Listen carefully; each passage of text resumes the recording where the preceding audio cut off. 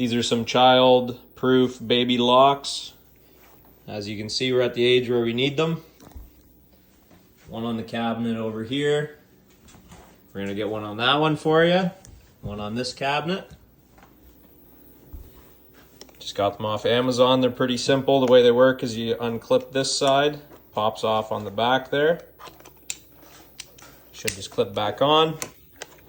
With this piece, you take off the little gray, slide it out, adjust it to whatever length you need for your cabinets.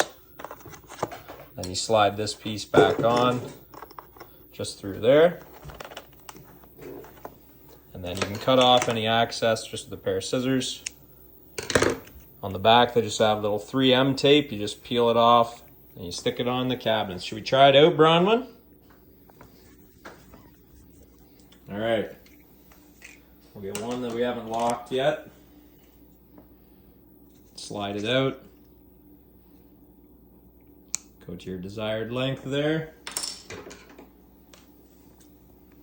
Cut off any excess.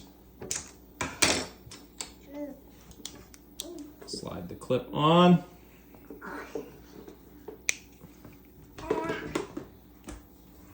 Take off these little stickers.